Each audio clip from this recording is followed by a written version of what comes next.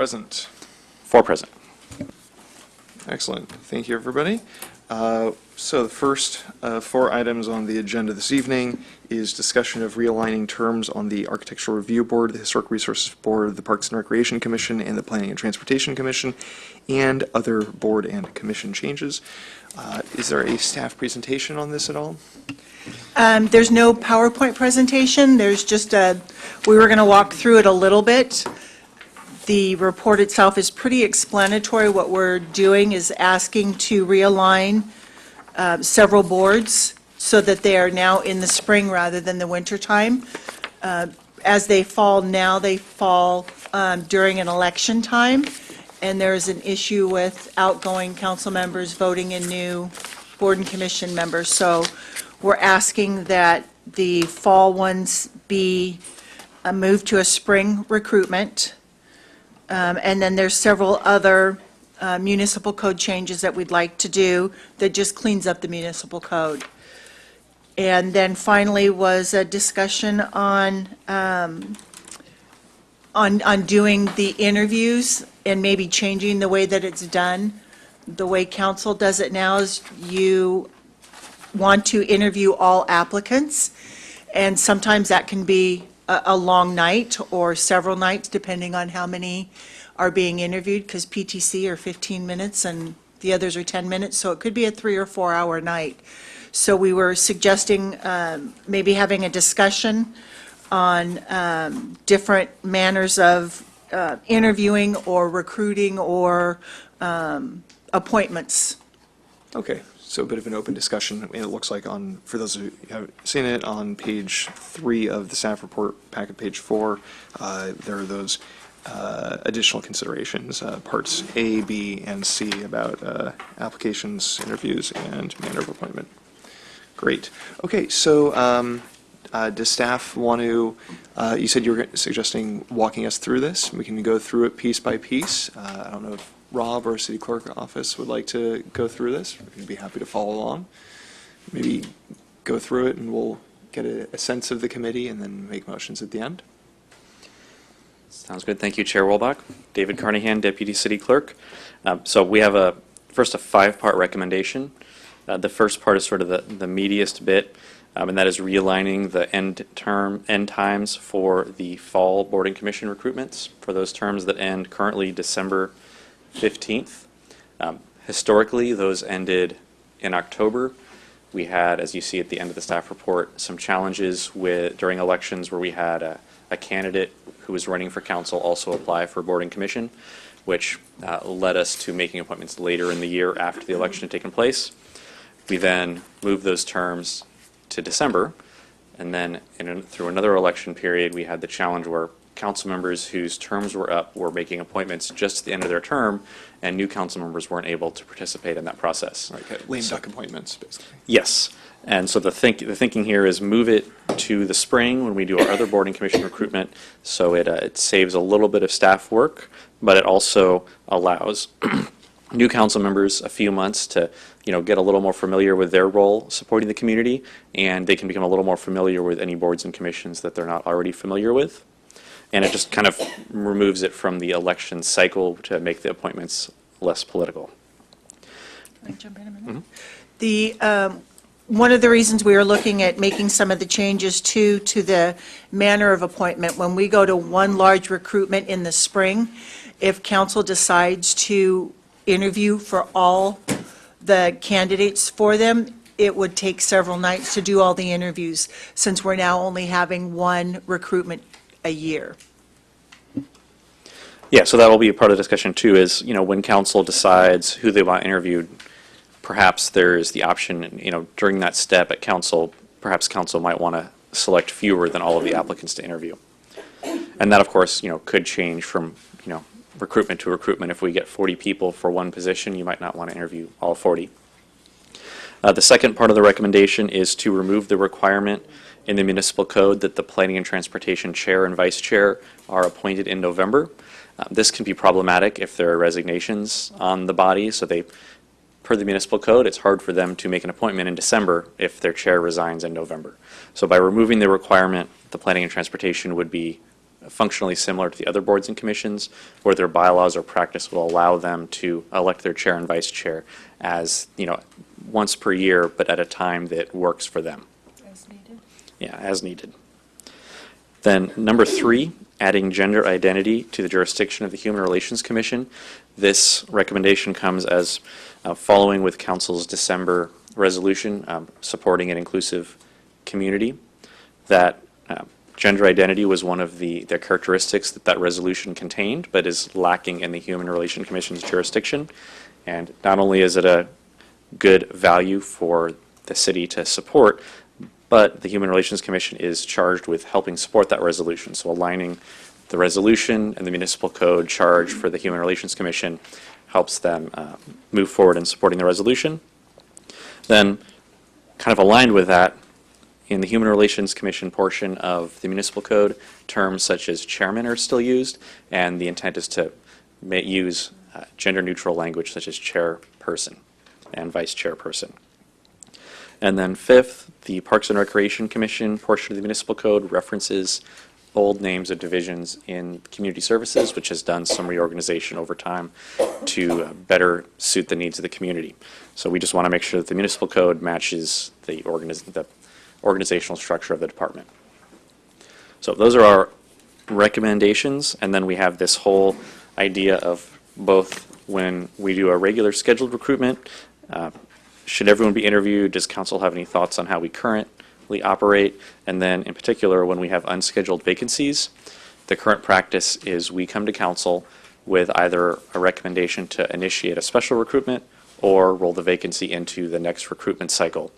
And we've provided a few different options that are ideas to get you started on what, do we want to continue that process, that practice, or perhaps come up with something different, such as just considering people that have already been interviewed in the last recruitment cycle but were not appointed. We could also include applications for anyone that has applied since the last recruitment. And so really those would be a couple alternatives on who would be included in a special appointment to an unscheduled vacant term.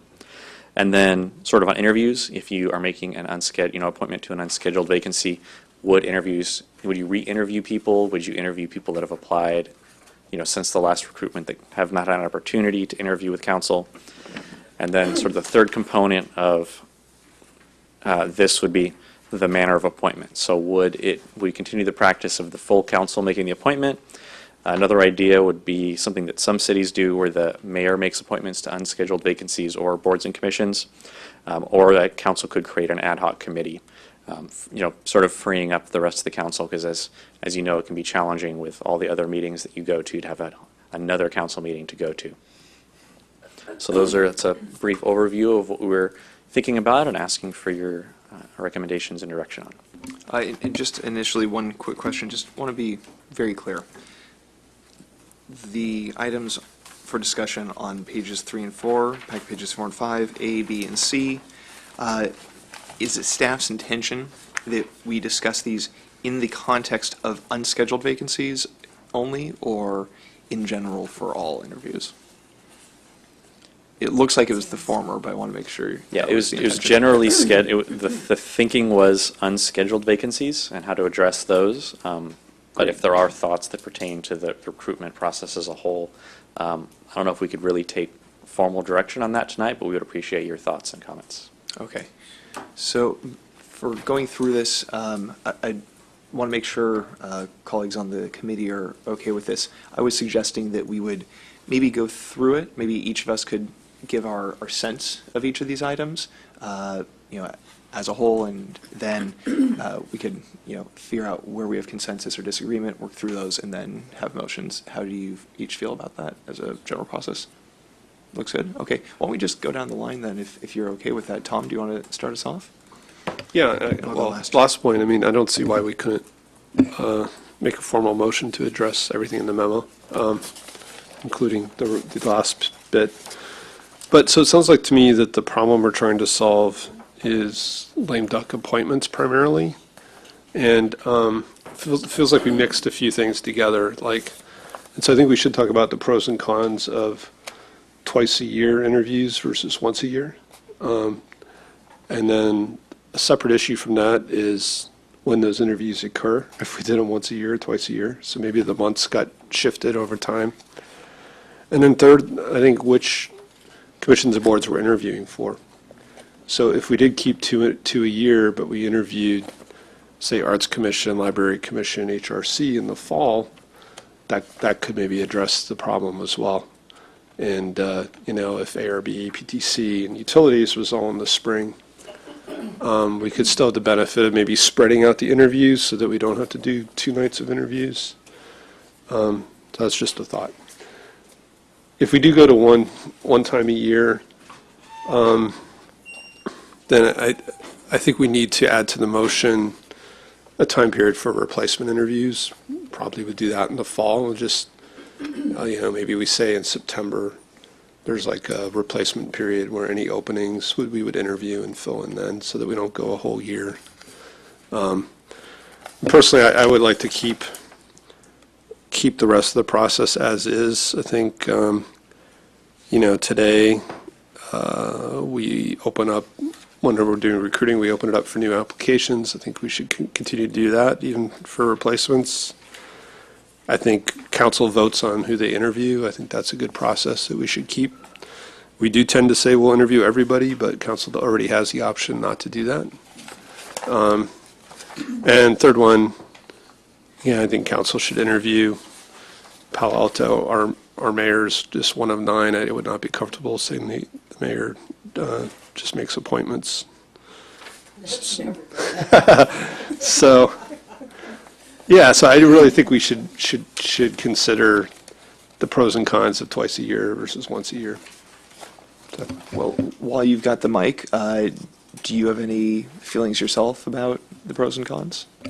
Well, again, and also, if you want to weigh in on, if you have any objection, I guess, to or support for 2, 3, 4, and 5, feel free to float that now.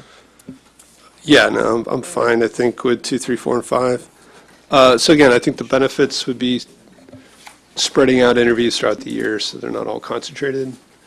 I think it benefits the council. I think it benefits the communities. People move in and out of Palo Alto. There are multiple times a year when people can apply. It also is a natural time to replace open positions if people leave. Again, the con, it seems to be primarily the end of year timing. And I guess one idea I have was, again, just maybe we do less controversial boards in the fall. I haven't seen a lot of political issues around the Art Commission or the Library Commission, so Not yet. that would be my idea. There's only one commission. Famous last words. If I can just jump in, up until a few years ago, we used to do 4 recruitments a year.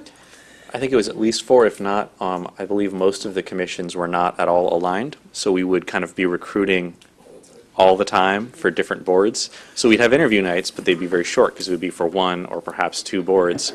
And actually my predecessor, Rana Gonzalez, went through and this large process with council and policy and services to realign all the boards and commissions into the 2 recruitments.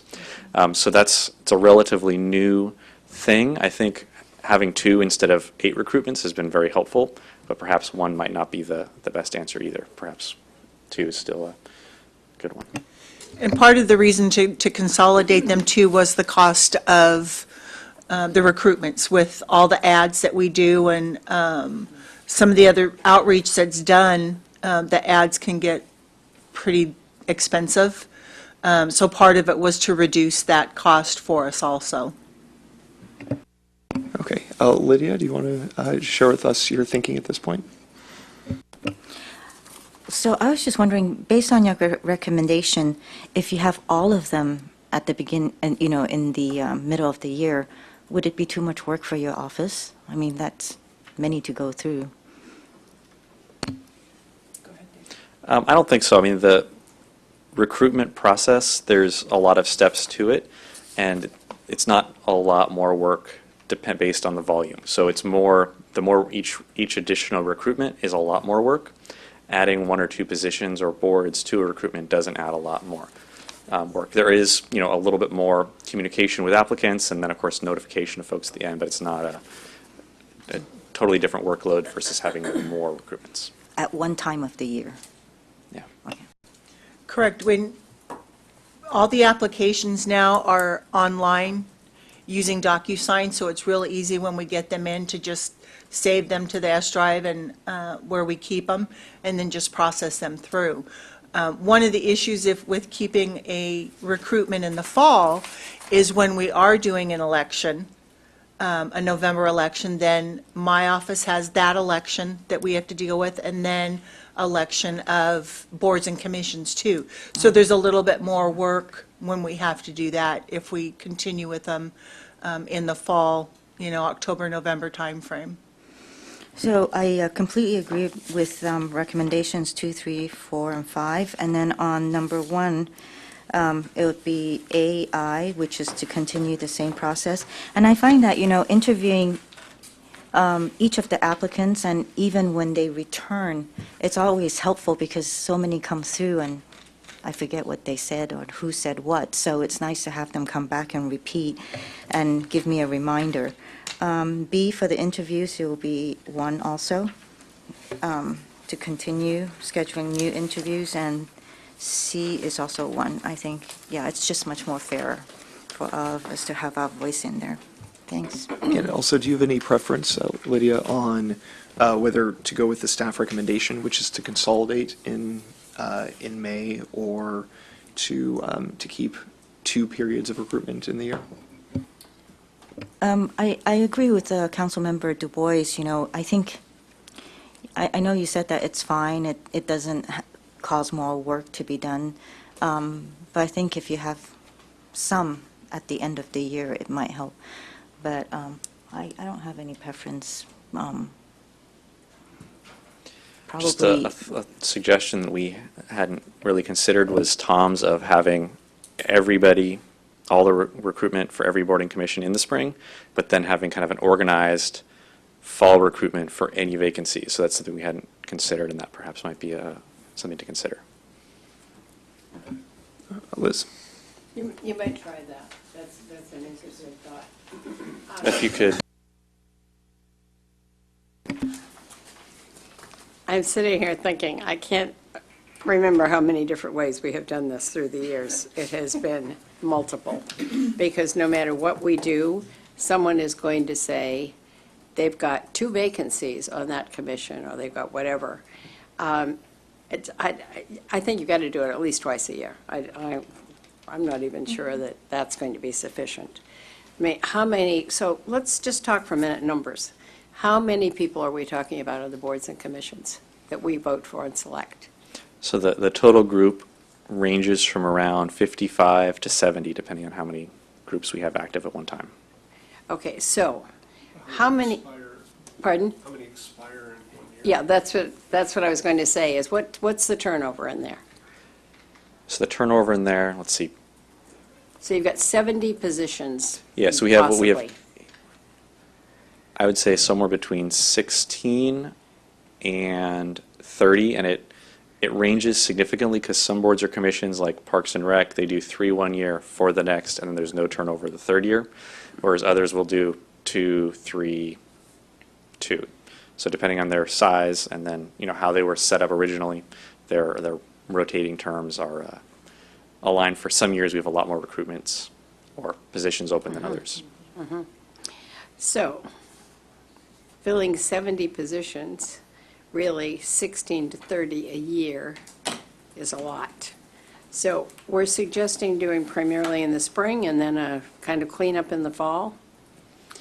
There's an idea that Councilmember Du Bois suggested that I also is worth suggested maybe picking different, sticking with 2 and picking which boards we do in the fall. Yeah.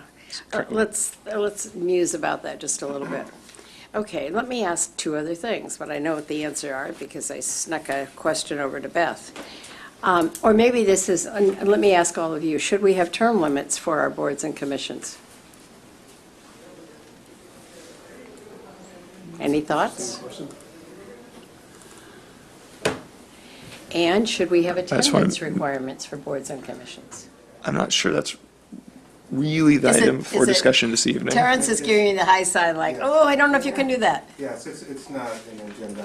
We're really talking about alignment. Oh, Yes, the agenda item relates to alignment of the boards, and we can, I appreciate the questions and the interest, and it would be more appropriate to have I it. thought that was very relevant, though, because if you had term limits, you would be doing a lot more interviewing than I think you currently are. And I would agree with that. However, as it relates to how you are going to point well taken. As far as aligning the terms of, aligning when you're recruiting, that, I agree. I agree with that. I think that's probably a valid question as it relates to the agenda item. Yeah, and so I'll leave out the attendance requirement, which is, probably a headline somewhere that's saying, oh my gosh, they have attendance requirements. But it is very difficult on boards and commissions when they're not fully staffed, when they don't have the full number that belong on the committee. And then secondly, they have people who don't show up too often. So, I'm willing to try something new, but am I right, Beth, that what we're doing now is relatively new? We used to interview. We used to interview Trying to several remember how times a we year. yes, We right, did. Yeah, right. we did. We had recruitments 3 or 4 times a year with different boards, and up until 3 years ago, David? How long Yeah, have you been here? 2014 is, I Yeah. believe, when we started with the realignment with the 2 recruitments. Well, do you guys think the 2 recruitments are going well? Do all the recruitments. So I think the 2 recruitments go well. We end up having typically more than 2. This year we've had 3 so far. We had 2 last year. We had 5 in 2015. And that again goes back to that when there's an unscheduled vacancy, how do we handle that? And in the past, we have frequently started new recruitments, which, it's as much work as doing a scheduled recruitment, and it's not a. So we haven't aligned those with the next recruiting. So we occasionally have aligned them. For example, in 2016, I believe we had 1 or 2 unscheduled vacancies that we did align with the next recruitment. Typically, what I've observed is that when we have upcoming vacancies on a body that has an unscheduled vacancy, we'll wait and group it. But if the next scheduled recruitment, fall or spring, does not include that body, council has asked us to go out and do a separate recruitment. However, just because we're recruiting for the fall things in the fall, and if someone resigns from UAC, we could obviously put that in with the fall groups. And I hate to do the animal farm bit, but all groups are really not created equal. When planning and transportation doesn't have a full complement, that's really difficult. I think utilities needs the full complement. They, make a big difference in the kinds of decisions we make. Some boards and commissions function, without the requisite number. So I think, as I said, I'm not married to any of it. If we could try Tom's suggestion for a while, see how it worked. I made a couple suggestions. I wasn't married to either, but yeah. Well, trying to think what works the best is always difficult. And given this, this enormous number that we have that get some of these get appointed, right? Mm-hmm. Right, Correct. yeah. Let me just mull it over So for a those, minute. and everybody, actually, one other thing to think about, I think, again, is, from the community's perspective, if we had 2 periods a year, do we get different people applying, or does that affect who applies? And then also just thinking about, 2 solid days of interviewing, do we do justice to people? We get pretty tired interviewing, 4 hours a night, 2 nights in a row. I actually think whatever we've been doing lately has worked pretty well, where we haven't had, we used to have nights that we went on for 2 or 3 hours at a time of interviewing. I don't remember us doing that recently, but maybe I've forgotten it. I don't know, Well, let's hear from you, Corey. I think these are tough decisions to make. All right, with that, let me weigh in a little bit. On the question of which boards and commissions are less controversial, I don't want to make that call, and so I'd rather say that if we're going to try and avoid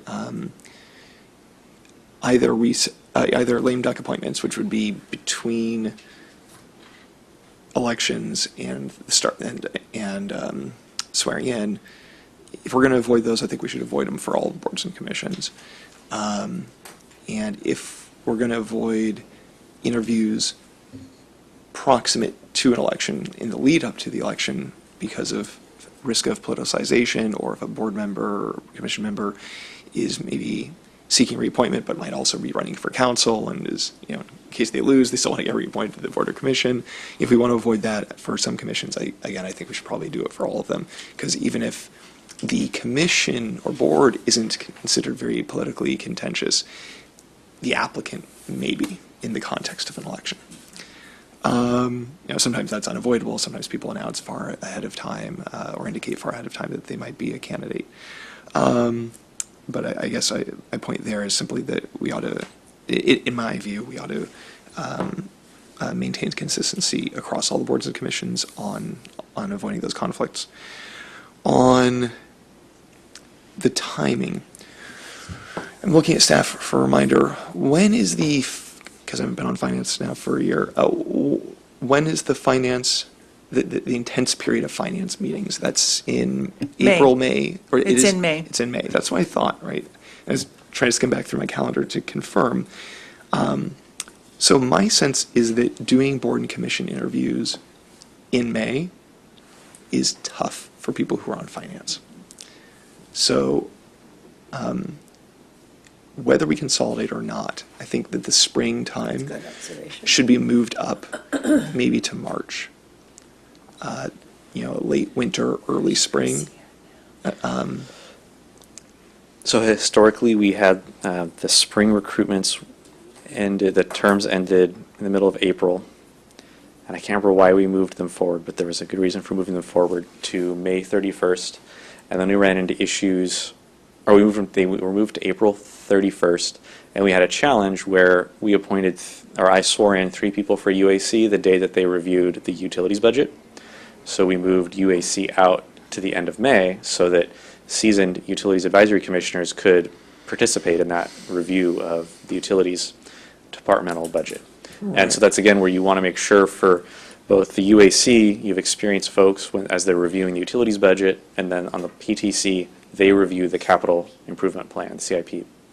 So you want to make sure, ideally not to, have people appointed that month that, are kind of getting used to their role, and, you want someone that kind of understands those in depth. Right. So with that in consideration, considering that, maybe either earlier in the year. Again, the problem there is that then you have some council members who might be brand new. I'm not sure I'm terribly worried about that. I mean, for instance, I think that, Lydia was doing a fine job with, making selections and interviews pretty early on. And, I don't think any of us had a real hard time conducting interviews as a new council member. And so earlier in the year, or perhaps after budget, might work better. So maybe late January might even be an option. I'm going to say let's back burner the timing discussion just a little bit, and just focus on the question of consolidation. I think consolidating actually makes sense, but it could be a recruitment period where we just say, this is like recruitment month, and instead, we could either, I guess depending on the number of applicants we get and the number of interviews that council decides to hold, then we, split it into multiple nights or do it on 1 or 2 nights, back to back. But saying to everybody, this is the month out of the year when we're going to do board and commission recruitments. A lot of people ask me, hey, when are board and commission recruitments? I'm really interested in getting more involved in Palo Alto. And I say, well, it depends, and it's complex, and let me check, or check with the city clerk, or check the city website. And if we had a consistent, time of month, and a consistent deadline, right, for getting your application in, you can just say that's the deadline every year for getting your application in. Then, council decides who we want to interview, and then we hold the interview meetings following that. That's kind of where I'm leaning for the regular appointments and recruitments. For the replacements, I'm really intrigued by Tom's idea of lumping those together. I actually think that might really work, but I'm also sympathetic to the concern that Liz raised that for some boards and commissions, a several-month period of vacancy may be detrimental to their functioning.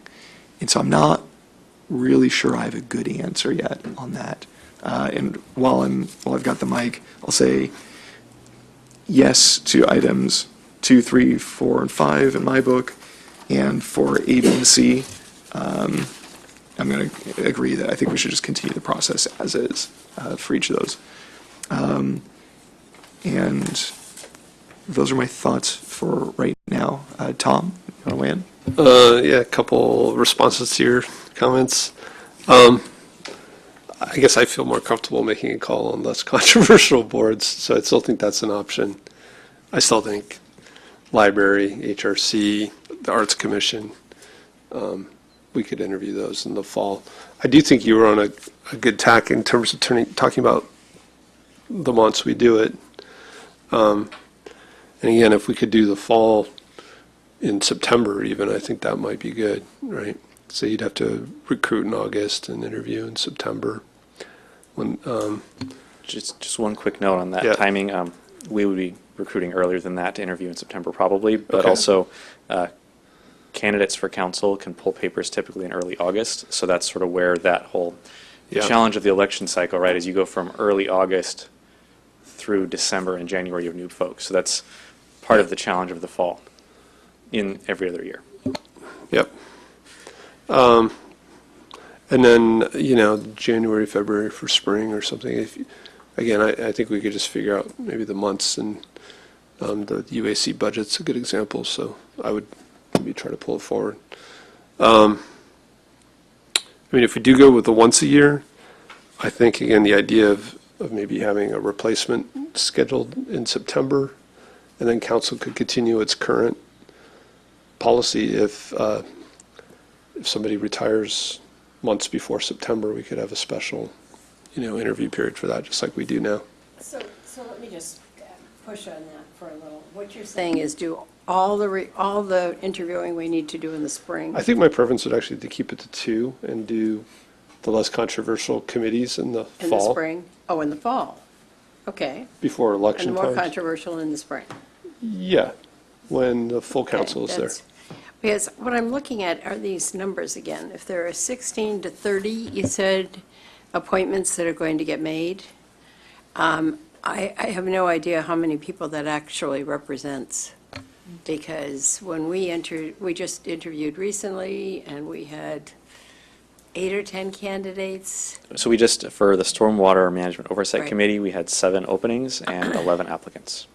Right, and that's a new one. We haven't And done that one for a while. a preview for what you're going to read about tomorrow is you have 20 applicants across the boards and commissions that we're currently recruiting for. Well, you know what I'd suggest? We've got to figure out how to do something. So perhaps, Tom, your idea of what we're going to call the less controversial boards and commissions could be done in the spring.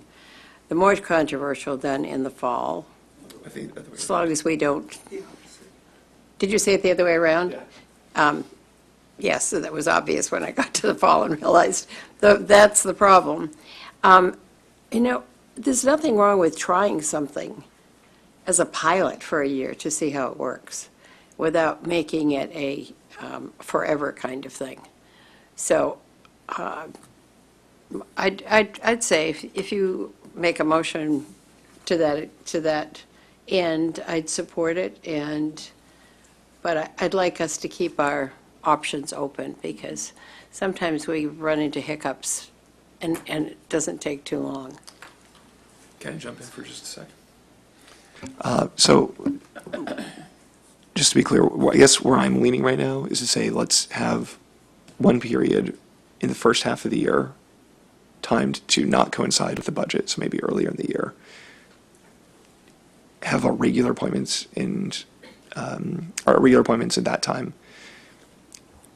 Secondly, have a planned vacancy filling opportunity in either late spring, right before summer, or right after coming back from the summer break. And then third, if council so desires, we could vote to fill sooner than that. So staff could, when there's a vacancy, every time there's a vacancy, staff could bring us the vacancy and just ask council, on a regular council meeting agenda item, do you want to fill this vacancy now, or do you want to include it with the lumping, midway through the year? And then if there's a vacancy in the second half of the year, then that would ordinarily get filled during that regular recruitment early in the year. That's my preference, but I don't know if anyone else wants to try a motion. And we might not all be aligned. I gave Tom a great opportunity. Tom, do you want to take the opportunity? What staff thinks of the two options, and, if we realigned all these commissions, we'll have a bunch of people who have realigned terms, right? So we've recently realigned folks a few times, and we haven't heard too much disgruntlement because we typically push their terms out, so they usually are approximately 6 months longer, or in the case of UAC, I think it was 1 month longer. And that may, at least initially, there may be a few people where that longer term doesn't work for them, so we'll have an unscheduled vacancy. But typically, as you've seen through a lot of our recruitments, the same people, they really enjoy participating and they want to continue serving. Well, and I just want to ask a quick question, which is, there's nothing that prevents us from taking applications in like January, February, having interviews in March or April, but then not actually seating people until later, right? There isn't, but I think you run in. Do we have to seat people right away, or could people, have a couple months warning? Hey, you've been appointed. You've got a couple of months before you get sworn in. That gives you a little bit more time to do your homework and study up and attend meetings or view them online. Is there anything that would prevent us from doing that? On council we have that, right, where we know in November if we're going to be joining the council, but then we're not sworn in until 2 months later. So currently for example, the recruitment we have going right now, we started recruiting about a month and a half ago, I believe. The deadline was yesterday. In 2 weeks, you're going to have a staff report to decide who you'd like to interview. Then late October, we're conducting the interviews, and then late November, you're scheduled to make appointments for terms that begin mid-December. So part of it too is these recruitments take a very long time. Partially because we need to advertise for a minimum of 14 days, but we try to do longer so that we have a better opportunity to reach the community. And then we do come to council 3 times. First to decide who to interview, then to interview, and then for appointments. Every now and then there's a late packet memo in there if we really get jammed up. But that right there, that's 6 weeks from when they're turned in to when you guys can make an appointment. I guess what I'm getting at is that we could make our decisions about who we're appointing before the budget discussions, for instance, and then have the appointments held after the budget discussions, potentially. I think, yes, we could, and that was sort of a suggestion in here, was that if we recruited early enough to have interviews in April, that would give newer council members a little bit of time to get experienced on council, get a little more comfortable in their new role, but it would be before the budget review that takes up a huge amount of finance committee's time in May. And then if you would then make appointments in either late April or early May, that would give folks, at least a few weeks to do a little more research, attend a couple meetings, watch some videos, and become a little more acquainted. Yeah, I think I would be comfortable with that. And that, again, I think the goal for me, one of the goals is to wrap up interviews prior to the Finance Committee hitting their peak period, just so they don't have regular council meetings, Finance Committee special meetings, and interview special meetings, all in the same month, because that would be a very stressful month for Finance Committee members. Can I throw in So- one concern that it's nagging at me, though? I'm trying to think of how you differentiated between the two kinds of committees. You used some good words. Tell me what they were. Just less controversial. Thinking, how can we word this? Because I'm thinking that if, for example, planning and transportation suddenly had 2 vacancies for some reason, and we don't plan to actually interview again for several months, I would find that really uncomfortable. So it seems as though we need some kind of backup plan for Yeah, whatever we're don't we going to have call that them. already? I guess I would call them more crucial, more.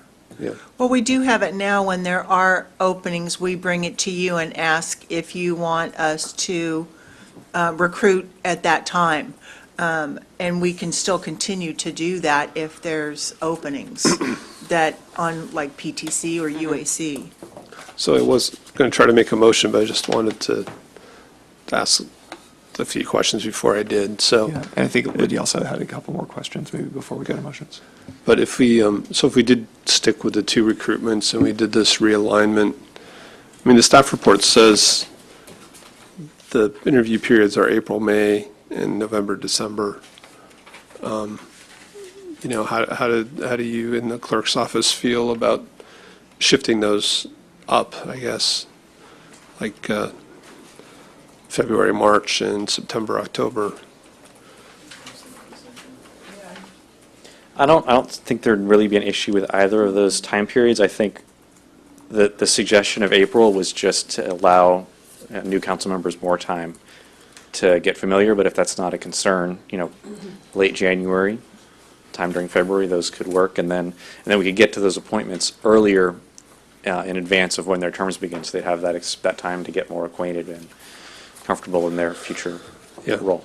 All right, so I'll attempt a motion, which is that we keep the 2 periods, but the fall period, we would interview the Library Commission, the Human Relations Commission, the Arts Commission, and the Historic Resource Board, and that would occur in September, October, and that we would have a spring or early spring interview in January, February of the other boards and commissions, and that we would adopt 2, 3, 4, and 5, the staff motion. I'll second that. I think that's rational. Do you want Yes, I would support that, but could you include in that in some way that when it's absolutely necessary, we will fill We'll continue the those boards and current commissions practice. I don't want to give a name to. Yeah. Well, I think we just continue the current Having practice. a vacancy. Yeah, the clerk's office would bring to council a decision to either wait to the next recruiting period or fill immediately. And Tom, do you want to speak any more to your motion? No, I think I'm good. No, I think we chewed this one up, don't you? So I would just point out that for sake of example, in the last fall period, we saw at least, and I hope I'm not forgetting people, we saw at least 1 member of the Library Advisory Commission running for council. And we also saw at least 1 member of the Human Relations Commission running for council. And so if we have to pick less or more controversial boards and commissions, I think that the motion on the floor captures that pretty well. But I don't think it's the board or commission that makes a candidate controversial, but the candidate themselves. So I guess just to clarify, I didn't think this was about candidates, and I guess, what is the issue with them applying and also running, other than we may have to fill another position? Well, from my perspective, it's just a question of it frankly being awkward for everybody involved, I think the optics. and perhaps the optics as well, right? And, Like you're hedging your bets. yeah, But that's also Can we microphones? If we- yeah. Thank you. Wouldn't that be also at the national level, when somebody's running for Congress or Assembly and they're a council person as well? I think it's kind of all over. Well, yeah, I mean, somebody could still run. For me, the issue isn't that they're serving on a board or commission running for council. It's the question of their application and for us having to make the decision about who to appoint or not appoint. It could look like an endorsement if we're making an appointment very close in time to an election. So, yeah, I'll offer a friendly amendment, which is to have the board and commission interviews all in you said January, February, right? September, October. Right, so I would just offer as a friendly amendment to have all of the scheduled board and commission interviews in January, February, with September, October as the planned vacancy filling period, with council having the opportunity to fill vacancies sooner if needed. That's a substitute. Yeah, no, that's a substitute. I can't support that because it's a totally different way of Okay, operating. well, I won't bother making the substitute because I don't think that it'll have the support, so. I'll let you guys go back to discussing the motion. I want to make sure we also captured the other elements I that did. just want to answer Lydia's, if I might. The difference, Lydia, is if I'm a council member, as I once was and ran for county supervisor, I'm already in one job and running for the next. So I'm not running for two jobs at once, whereas I would see somebody who has taken out papers running for city council and then also applies for planning and transportation at the same time. So they're running for two offices at once, which the Constitution doesn't allow. Yeah. And, I was basically going on what Corey said about that we had a UAC member and a HRC member running for council, so they were already in their They were already in positions. their position, Right, so I was yeah. just following that comment. Yeah. Mhm. Oh, Thank I you. see. But thank Okay. you for the Yeah. explanation. I guess the only other thing we could consider is whether we should not or could not allow people who have pulled papers to run for council to also apply for board and commission interviews or appointments. I'm not even sure if we would be allowed to do that. Basically, to tell them, That's why hey, Terrence is here. hey, you're going to have to pick, right? Which job are you applying for? I'm just wondering, is that even something we could legally do? I don't know if that was clear. It's a legal question. Gonna suggest that isn't pertinent to the agendized item. Yeah, I understand the question, and it's not related to the matter that's before you. Frankly, I would prefer not to give an answer in this particular public setting. If the council feels that it does want confidential legal advice relating to this, I can provide it, but I don't think it would be appropriate to state the city's position on this issue in this particular setting. I appreciate the sensitivity with which the city attorney's office approaches these matters, and thank you for that. So I think we raised some issues, and we're having a long discussion on what I thought would be a relatively short item. But I think maybe we could ask that we agendize for policy and services a discussion on term limits, attendance requirements, and applying for multiple positions at the same time. Thank you for mentioning that, because Yeah. I think that's actually important. Just I was going to say one quick note. We did have a discussion with council about a year and a half ago, I believe, and we did go down to requiring that applicants pick one board or commission to apply to for each recruitment, because we had individuals that were, we had 3 boards we were recruiting for. They submitted 3 applacations, so they are now forced to choose one. But this would be running for council or a board, right? So are you suggesting I add that to the motion? Would you be willing to add that? to the motion? Can we? I'm looking at Or can we Charles just again. discuss it in the Can we basically future? add to the motion that we Well, want to have a future discussion? Well, yeah, you could do that as part of your future meetings discussion. Let's do it then. And during that discussion, you can highlight that if there's particular legal issues that you'd like the city attorney's office to address in a confidential memo in anticipation of that meeting. Very good. So I won't suggest it be added to this motion at the time. So any more discussion about the motion? I do want to make sure, since I'm so accustomed now to having the motion in front of us from our council meetings, I just want to make sure, did the motion capture each of the components requested? So currently, the motion that I have on the floor is regarding the 2 recruitment periods that I separated out according to the schedule that Tom suggested.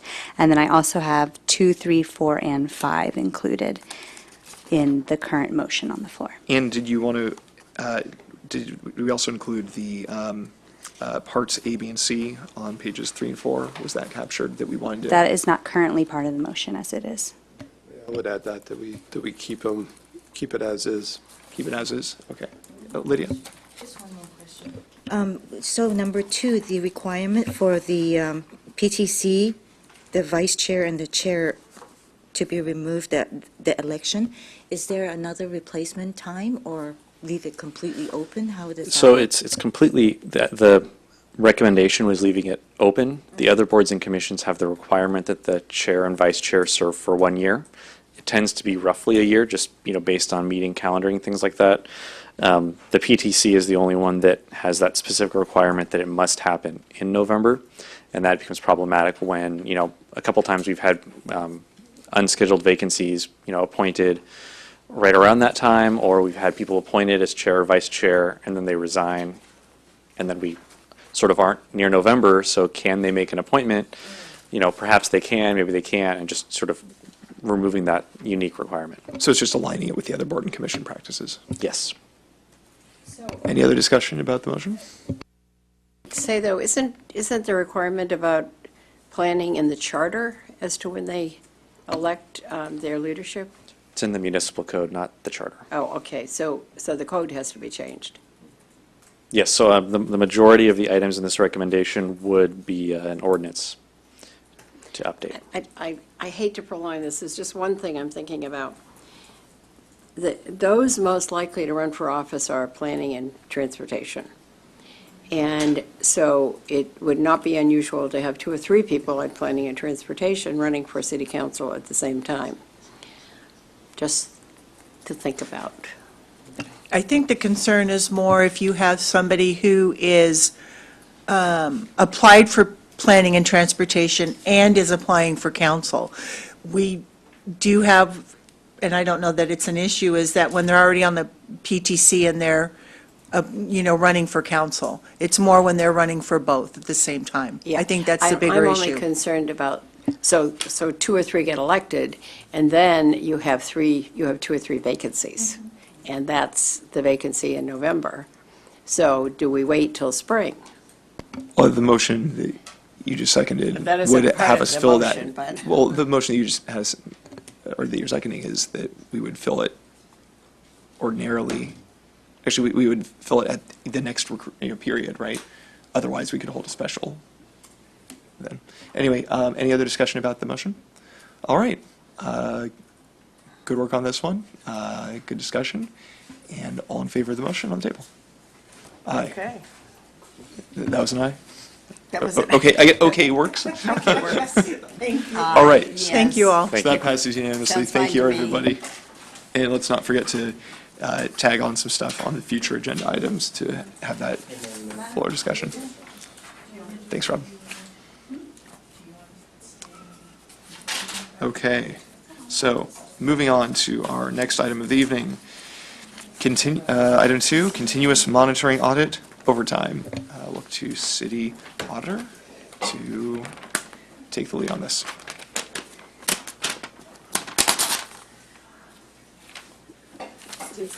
Okay.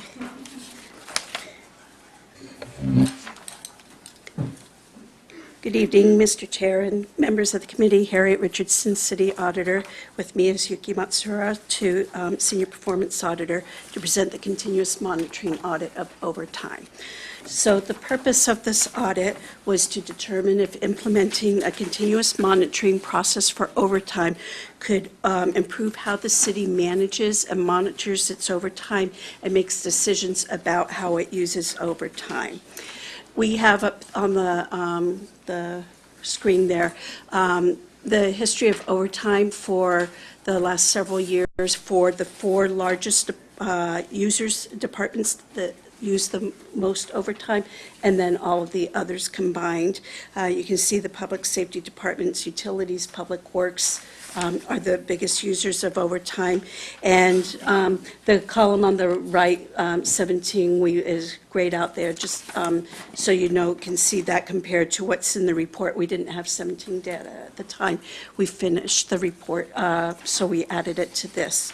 So the overall answer to the question is yes, we believe opportunity exists within as the city implements a new enterprise resource planning environment to be able to implement a process to manage overtime more effectively. So I'm going to turn it over to Yuki to talk about the audit, the factors that contribute to overtime, as well as the audit finding and recommendation.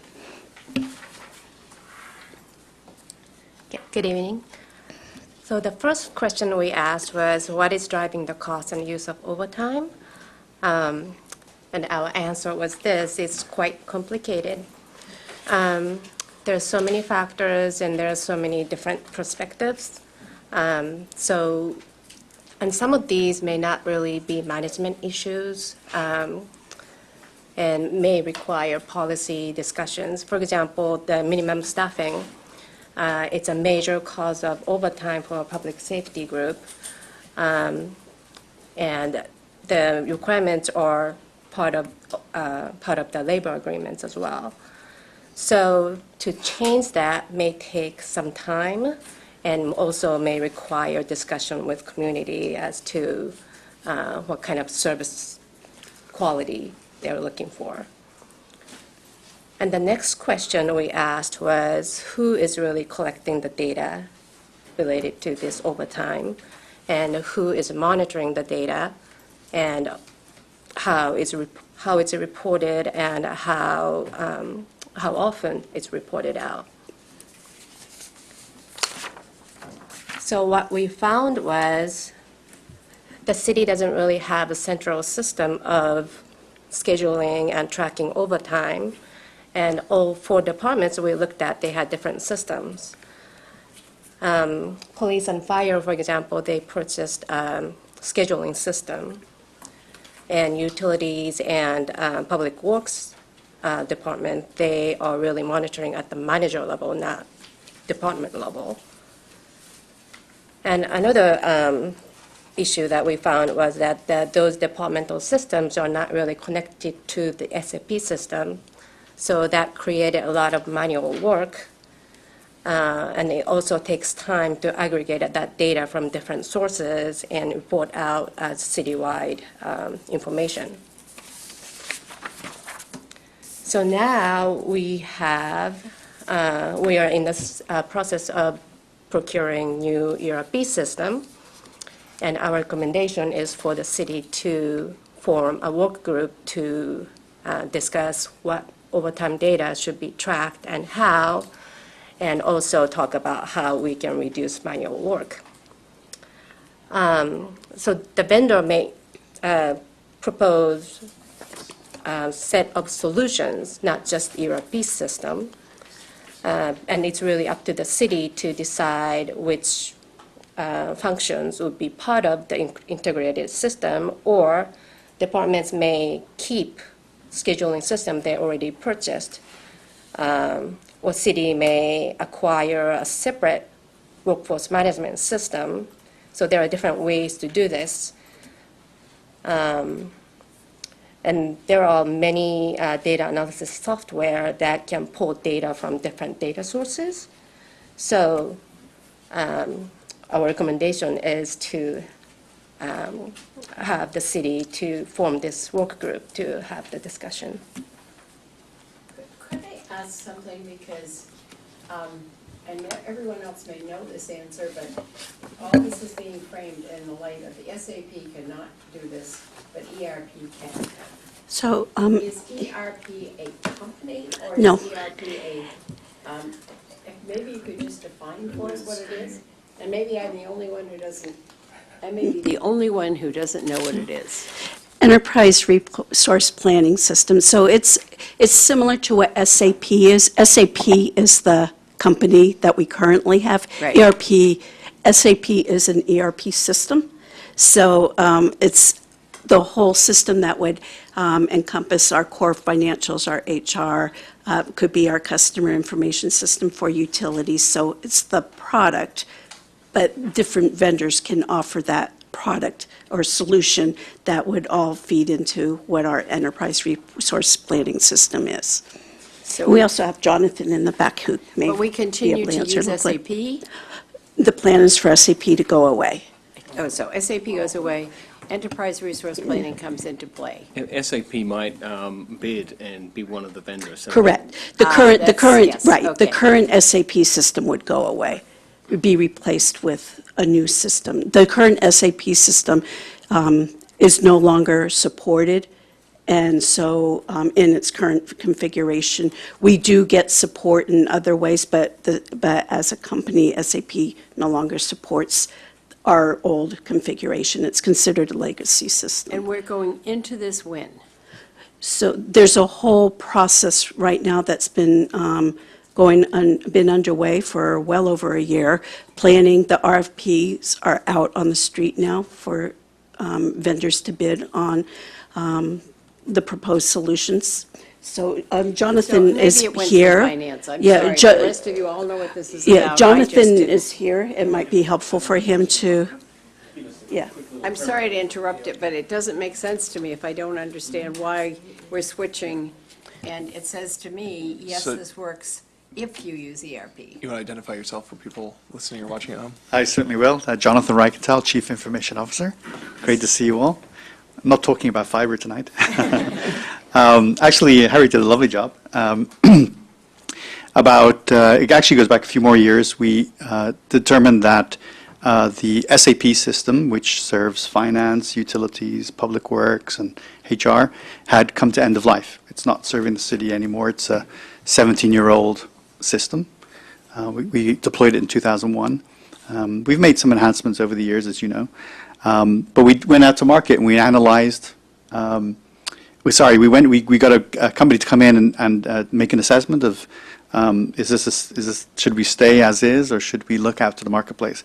And categorically, the advice was it's time for the city to look at the marketplace and get a 21st century contemporary tool to manage our utilities, finance, HR, public works, and all the time entry and expenses part of the city.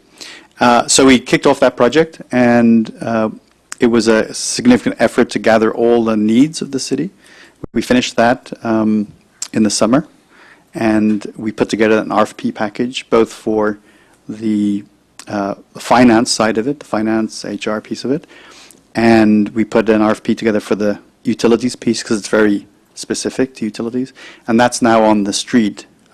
It's on the market for the next approximately 7 to 8 weeks, both of them. So we're waiting for that to end, and then we'll review the respondents. The plan is then to go through the appropriate committees and council to get approval on any decisions that need to be made in the financing of that. We design it over the course of FY19, which is really July of next year, beginning to build out the new solution for the city in FY20. And these are big, complicated projects, so it'll be several years in the making. So that's the kind of overview of the project.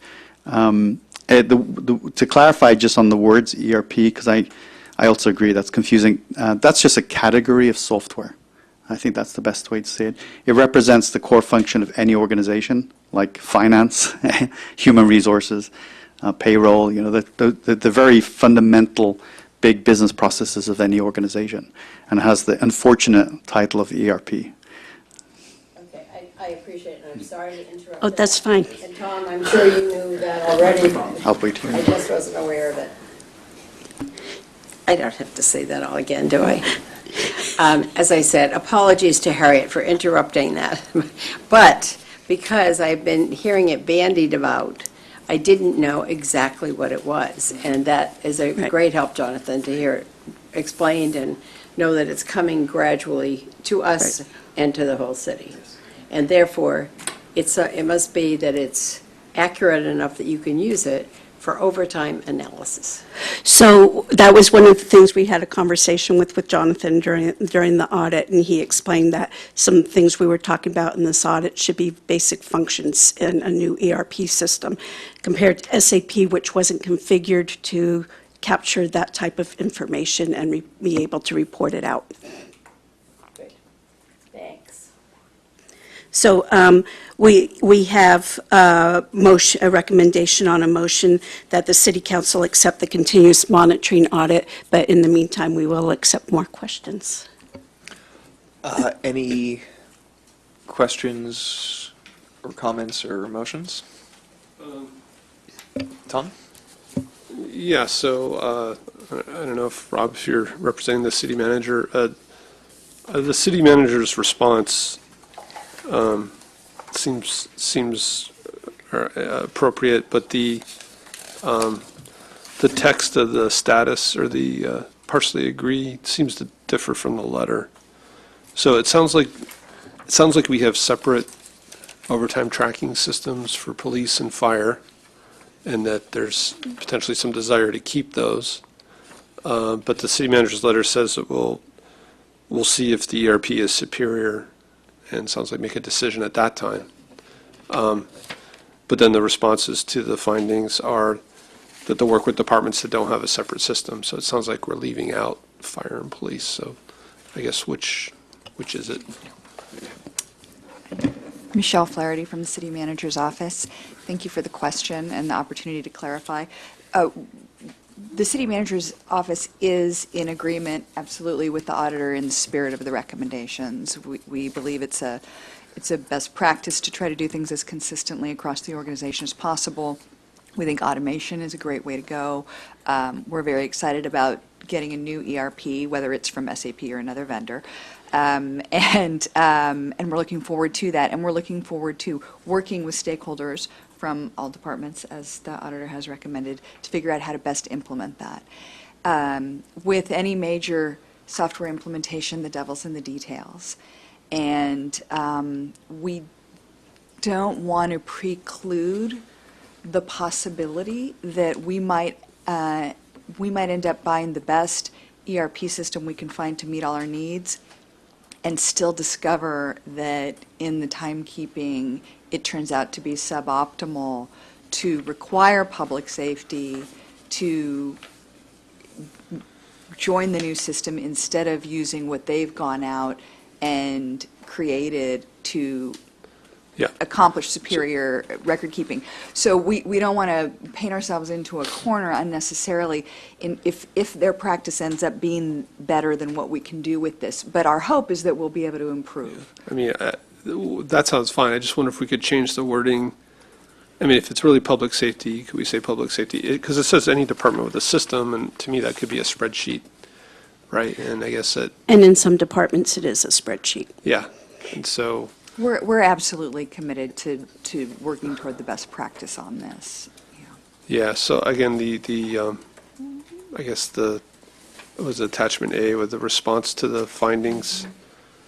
I mean, I guess I'd be more comfortable with just saying that, public safety will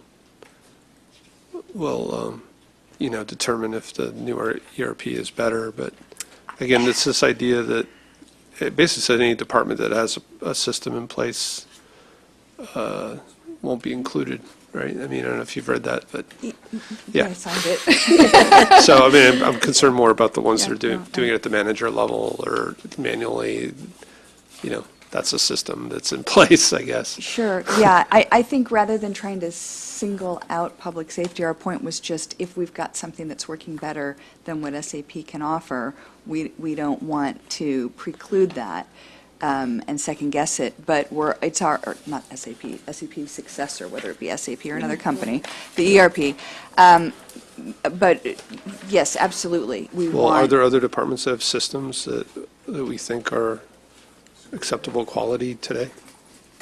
I guess I'd ask both of you guys that. Yeah, I don't, can we just, David, I'm going to ask our Assistant Director. David Of Ramberg, ASD. Assistant. Yes, thank you, Michelle. David Ramberg, Assistant Director of Administrative Services Department. Michelle signed this like on the first day that she saw this. It was one of her first assignments.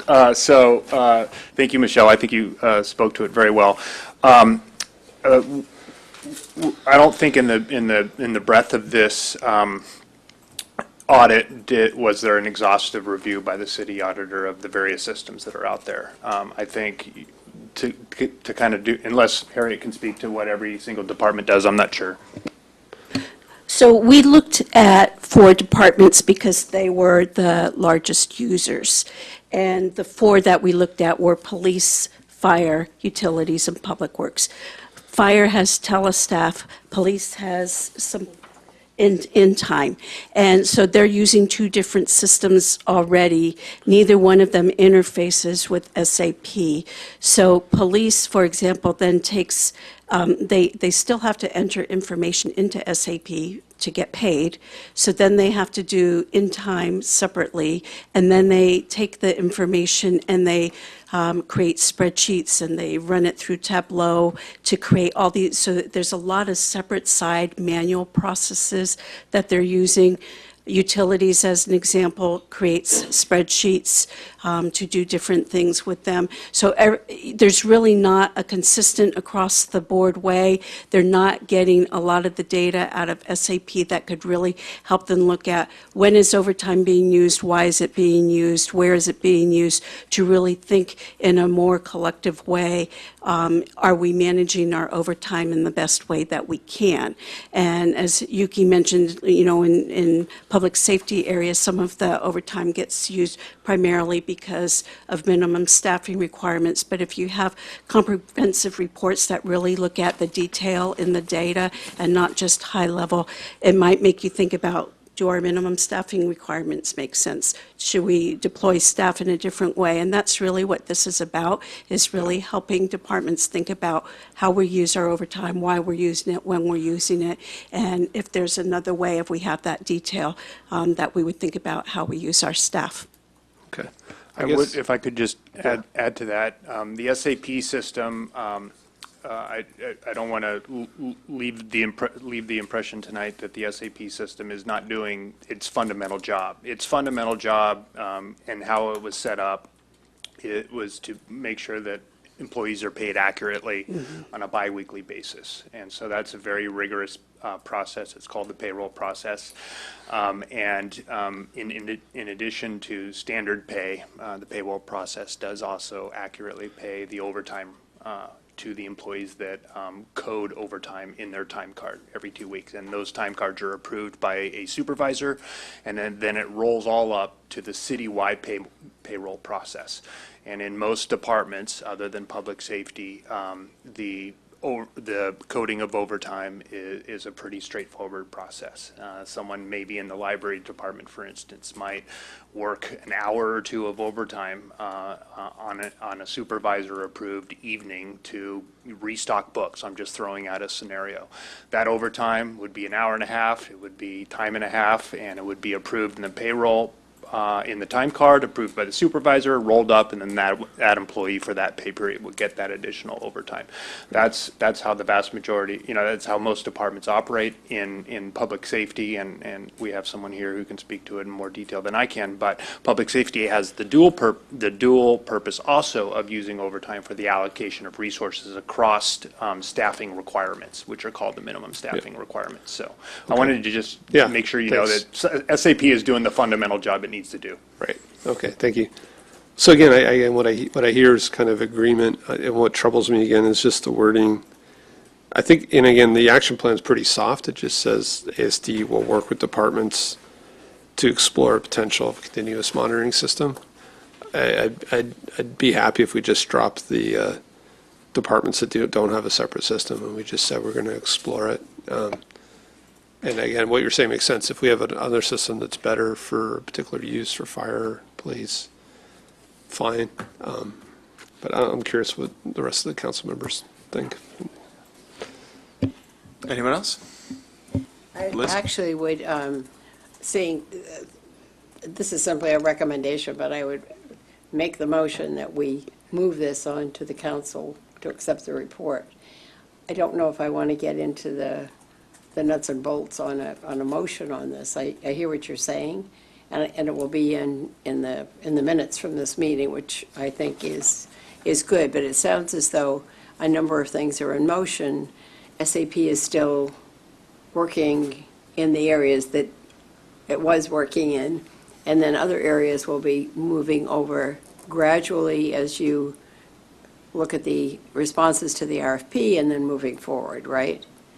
And maybe they need to come back to us in, of course, it won't be the same committee next year, but maybe they need to come back to policy next year, reporting on how the RFPs were accepted and utilized. There would be a process for reporting back on this audit, like there is for every audit, and I think we said in our letter that it would be our intention to report back on what that exploration process for evaluating the new RFP resulted in terms of overtime capabilities. So is that a motion that's on the floor? My motion is on the floor, but it doesn't have a second yet. Okay, I'll second it. But I'm open to amendments and have a couple of questions. But first, Liz, do you want to speak to your motion? I know, as I just said, I think this should be kept simple. They're going to come back to us, or whomever is sitting here next year, they're going to come back to them. And this sounds to me like it's a conveyor belt, and you're moving things through it and gradually moving over to a new system. Is that correct? So, staff, Rob DeGost, do you want to weigh in on this? Yeah, Rob DeGost. And then I'll return to my comments. Yeah, the Deputy City Manager. I think I understand what Tom's getting at here, and just sort of talking with David, this notion of a separate system. A separate system could mean a very simple system. I think what we're saying is we will work with those departments that have a system that is, less than what we have in SAP currently. That's really what we're intending to say here. So I think dropping the separate systems is fine. Actually, from our perspective, just understand that those departments that have a good system and it's better than what SAP provides, that's not where we're going to focus our efforts. So my first question is really procedural. Whether we are able to make a recommendation that includes changes, or whether we ask. I think I'm comfortable with the response at this point. And Yes, we have made changes. In fact, we have the last audit report asked us to work with city manager's office to change something in one of the responses, and we've done it in the past based on committee feedback. And so when we go to council, we just put a modified response as the attachment, so it'll have the original and then the modified, and that's how we've handled that in the past. So I'll suggest actually a minor amendment to the motion, which is, or addition, which is ask city auditor and city manager staff to clean up the language in the city manager responses to reflect the concerns that were raised during our discussion. Sounds benign. Would you accept that as a friendly amendment? Oh, I think it's just part of the recommendation. Okay. Any other discussion? Seeing none, all in favor? Aye. Aye. Passes unanimously. Thank you very much. All right, let's move on to item number 3 for the evening. And thanks for all that explanation. Yes, thank you. For someone who once worked at an electronics company, I thought, I just kept hearing it, and I didn't know exactly what the process was that we were going through. You're not alone. Every SAP and ERP is very confusing. Because SAP is like IBM, it doesn't stand for anything. Right. IBM used to stand for Stanford. All right, it Okay. did, yeah. International Business Machines. All right, so item 3, fiscal year 2018 audit work plan. Harriet, again, Yes. with you. Okay. So I'm here to present the fiscal year 2018 audit work plan. This is based on an estimate of about 9,000 hours of direct time available for our audit staff. That recognizes that we currently have a vacancy that we are anticipating will have a new employee in January. And it also accounts for, vacations and that sort of thing. So as we develop our audit plan, there's a few things we consider. We ask for council input, we ask for department input, and then we look at some things that we consider to say, is this really something that's auditable or will benefit the city if we audit it? And we're looking for things such as financial opportunities, operational improvements. Is there any sort of regulatory issue involved that we want to ensure some compliance with?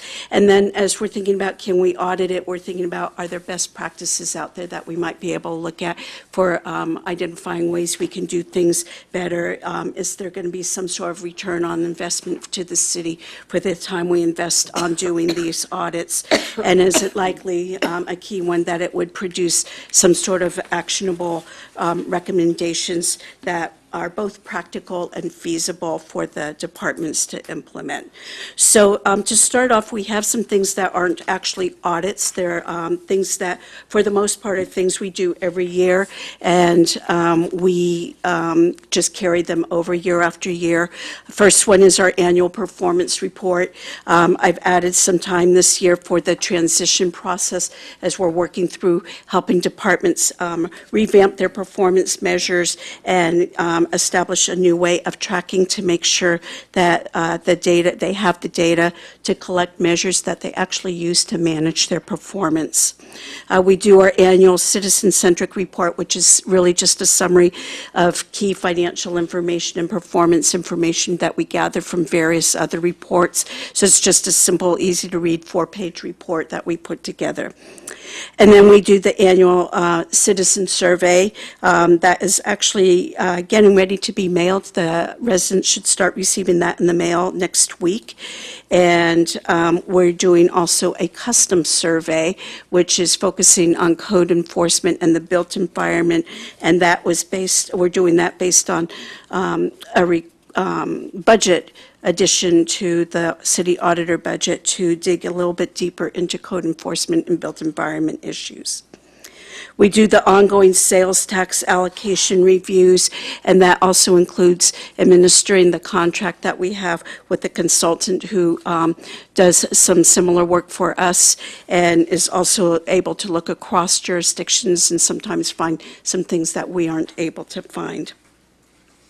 And then I have time in here for us to administer the fraud, waste, and abuse hotline, but also to help us develop some procedures that will be for departments to better understand the difference between the fraud, waste, and abuse hotline and the advice line that the city Human Resources Department is developing, and we're working together to try and develop some guidelines to really help employees understand the difference and when to go to the Fraud, Waste, and Abuse Hotline or HR for advice.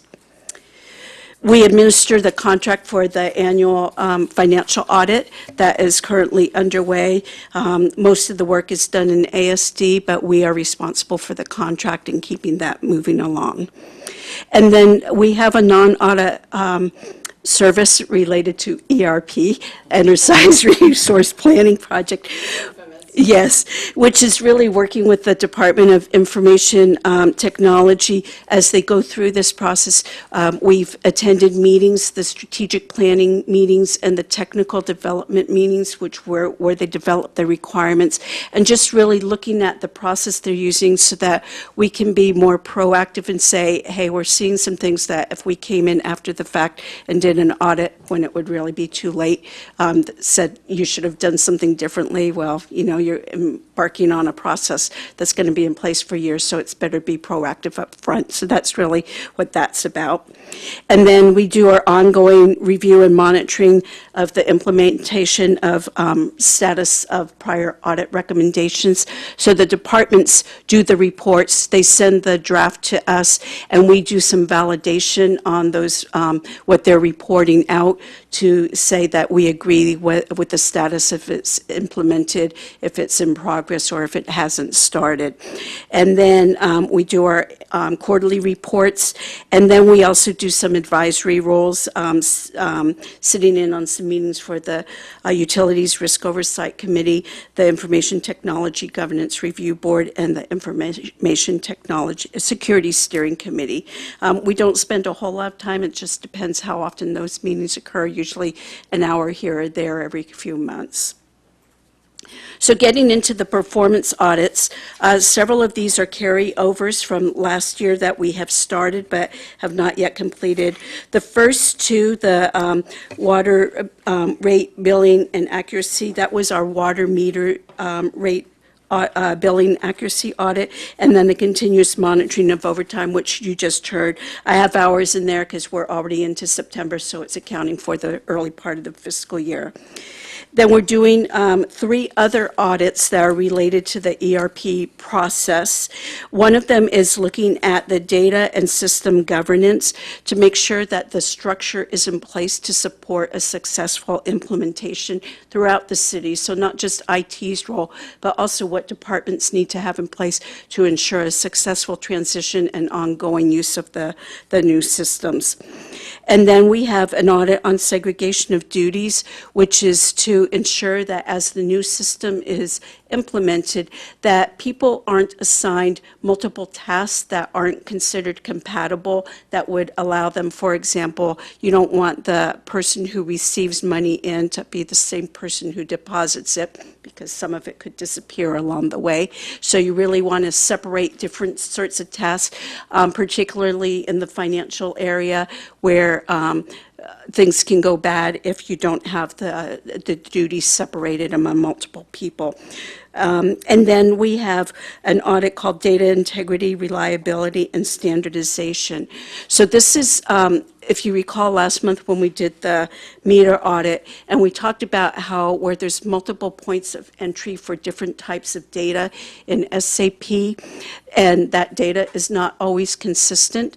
So this audit is looking to identify, we're going to look at different data sets to try and identify areas where the data needs to be made consistent across the board, because right now it's not clear where the data would be pulled from to migrate over to the new system. So we want it consistent, we want it accurate, and we're going to look at, this is actually going to end up being a series of reports probably, because we'll do a data set and report on it so the departments can start cleaning the data as soon as possible so they aren't in a crunch at the end. So we're starting with the HR master data, and then we'll move into some of the core financial data as we proceed. The data standardization piece of that is looking at, and that will be a separate report also, that's really looking at different types of data that are entered in different ways that, again, you can't match it up because, you know, for an address, you might have street spelled out, or you might have ST. And so when you're looking to match things up, you can't match them up. So we're going to create some guidelines for standardization, or we'll actually identify areas where they should standardize and let the city create the guidelines themselves for how they're going to standardize that. And then the next audit that we're doing is the code enforcement audit. That one is also underway. That one has had a lot of interest from residents, council members, including, both residents and council members. I did increase the hours on this from what we had estimated last year, just based on some of our early planning work and some of the things that we're hearing and seeing out there, and how much we're going to have to look at. So I increased that from 575 hours to 1,000 hours. And then I have some audits that, some of these are carried over, and there's one new one on here to that will start as we finish the other audits. So originally, the meter audit that we did presented last month, was supposed to be looking at gas, electric, and water. And as we got into the meters and realized that there was a big issue there, we focused just on that and decided we'd do gas and electric later. And I increased the hours here again, based on how much effort we had to put into going out and physically looking at the meters, that we decided that we were going to need more hours to do this one. So that will be started after some of these data reliability audits are complete. Contract risk and oversight is a carryover audit, and that's really looking at contract process, make sure we're getting what we're paying for, and also making sure that we're not unnecessarily overlapping services through the types of contracts that we're awarding. The next one is a new one, nonprofit services agreements, looking at whether the nonprofit organizations that receive funding from the city are the outcomes we expect from the funding we provide. And I think a lot of that's going to tie into our agreements clear enough about what we expect from that funding that we provide to them. That was a council member request.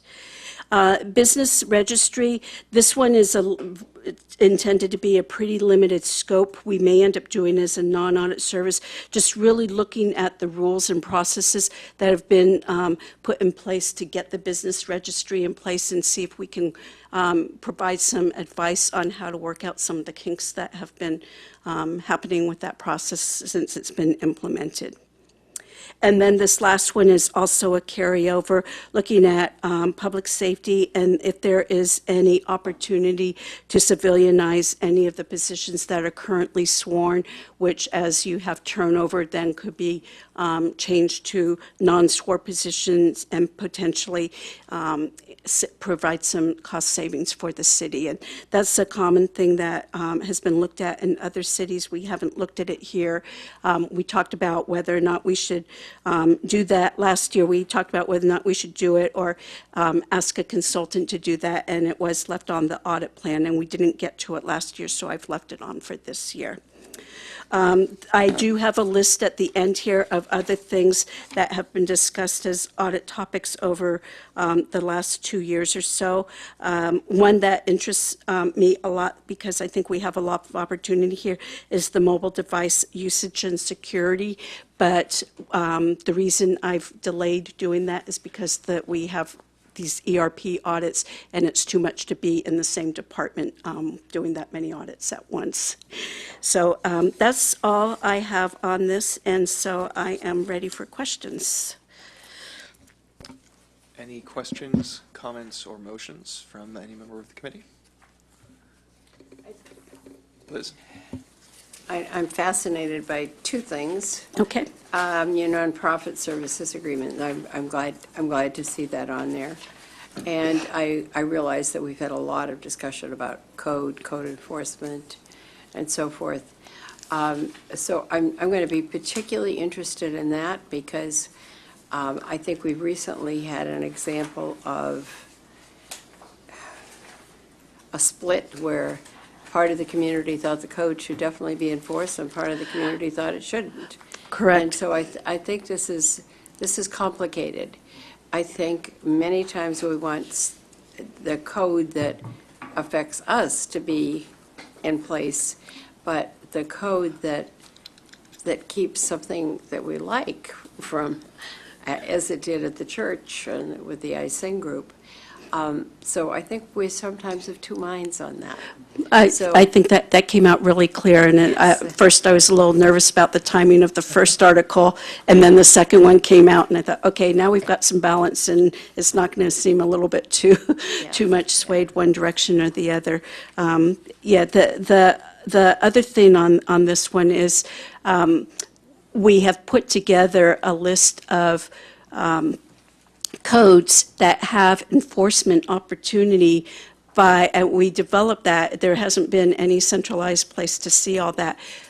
but we developed it using the fee schedule that implements penalty. It says these are the penalties for noncompliance.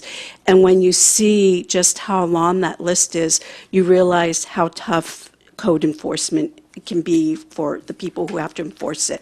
There's a lot of regulation out there, and I think it really will, be thought-provoking, because you'll have to really think about, should we be putting as much regulation out there, and if we are, should we be expecting it to be enforced? And I think there's, like you said, there's one party that has the complete view. If it's in the code, I have the right to make a complaint, and it needs to be enforced. And there's another group who says it depends. And It's always, it depends. so I think, yeah, I think that there's going to be a lot of discussion around this one when it comes. I expect that this will be a long meeting when this one comes. So when the time comes, I'd be glad to make a motion on the recommendation. Okay. Or if the time is now, I'm glad to do it that now. I think, Tom, looks like Tom wants to make a couple of, have a couple of questions or comments first, so I'll let him do that. And Yeah. if we want, we can come back to you for motions. So overall, I think the plan makes a lot of sense, and it sounds like the workload is based on, understanding your current staff, right? Correct. I mean, a couple that we've talked about in the past that I would like to see move up into a work plan. Again, I think some kind of audit of our TDR inventory. And it comes up, and again, just knowing how we're tracking those and how many are out there, I think would be useful. The other one's the parking assessment district, and again, it's always seemed to be a fairly opaque item when it comes to council in terms of, paid-in parking units and how those map to parking spaces. And there's been, depending on the project, it comes back and, again, I think we've sold far more units than we have spaces, so. In terms of what you actually have on the work plan, I have a little bit of concern about the nonprofit services agreement. I think it's a good idea. I think maybe it might be good to narrow it down a little bit. I'm a little concerned. A lot of these groups leverage our dollars really well, and I don't want to put administrative overhead on them through an audit. So, I would suggest maybe we just focus on a particular sector, maybe something like elderly services, and start there. And if we see issues or we don't see issues, we could decide to expand it. But I'm a little concerned that it's too broad right now. And so, yeah. A couple questions. And actually, Lydia, do you have any quick questions right now? Okay, so I'll just ask a couple quick questions, and then we can come back to Liz for the motion. On the nonprofit services agreements, Harriet, do you have a sense of, do you have any more detail or color you can add to that? No, it was really looking at whether or not we're getting the outcomes we expect, and I do think it will tie back a lot to our agreements written well enough to tell them what we expect them to achieve with the money we're giving them. Right, and so I think this, I actually really, I really appreciate Tom raising his concerns, because I kind of felt a little uneasy about it too. And so I guess my real question is this focused more on going to those nonprofits and auditing how they're responding to us and creating an administrative burden for them? Or is it more focused on our process for drafting agreements to just make sure we have clarity about our expectations? Well, I think we would have to spend a little bit of time, at least in the nonprofits, but I wouldn't anticipate us taking a lot of their time. I think it's really, do they track outcomes? Do they have, what kind of data do they have? And comparing it to, do they report to us? Do we ask for any reporting? And really looking at, do we have some sort of expectations from them when we give them the money? And is it typical for government agencies, when providing grant funding or whatever to nonprofits, to have the government agency's auditor going to those nonprofits? Yes, there's typically a right to audit clause in those agreements, and I actually, before putting it on here, did run it through the city attorney's office to get an opinion about whether the language in there was sufficient, and the city attorney responded. The first word was absolutely, and then went into some detail about why it was appropriate for us to do that. So I guess I just want to express my concerns that I'm sensitive to not wanting to create a significant and unexpected administrative burden for nonprofits Right. that we're trying to help. And I Because think there could be a point where the amount of time they spend responding to our investigation could more than make up for whatever contributions we've made to them. I don't think we want to get in that situation. I'm sure they'll be Correct. very careful about that. Just wanted to have those concerns on the record. And I think we can Yeah. manage that. Yeah, and also for Tom, you suggested senior, was it senior services? Elderly. Or the elderly services? I don't know if you want to, I'm not sure if you want to weigh in on why you suggested that one in particular Well, as I a mean, starting point. maybe another cut is, well, I was thinking again, that that's an area where the city has outsourced a lot of key services. And if we were going to narrow this down, it just felt like a good sector, because I think senior services are pretty important and becoming more important as our population ages. Yeah, I just didn't really want to see it go across the board, all nonprofits. Okay. I'm not sure if I have any strong feelings about, auditing Avenidas and La Comida before other nonprofits that we work with. So I might not share that particular recommendation, so I hope the auditor will use best judgment on that one. And then on utilities staffing, which was one of the ones that it looks like you're not going to get to next year, I was just wondering if you could help us understand more about what that would entail, what the idea of that one was. So there was a consultant was hired several years ago, well before I was here, and they did a risk assessment in utilities, and they actually looked at different areas that would potentially benefit from an audit, and this was one of them. So it would really be looking at, we might pick certain areas, but it might look overall, we'd be looking at whether or not the staffing matches. I know that utilities does have some difficulties sometimes with recruitment, and we might look at what other agencies do to help with that. So we could approach this in a few different ways.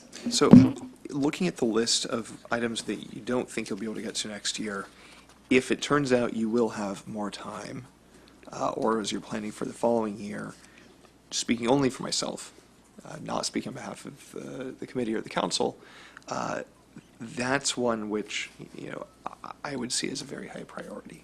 In the same way that Tom mentioned, the parking assessment district and transfer development rights for him were high priorities.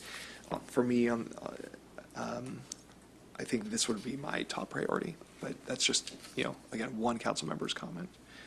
And then for the mobile device usage and security, I understand not wanting to create a double duty burden for it would be for IT, right? Correct, and we're already in there with quite a bit Right, of so work. I was just curious when you think that one might move forward then, if not.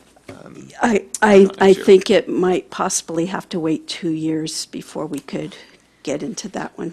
The next year, all during the next year and the year after. So as soon as they start, make their decisions on vendors for the new ERP system, then they'll start moving into a design phase, and then, which will take about a year, and then they will start moving into the implementation phase.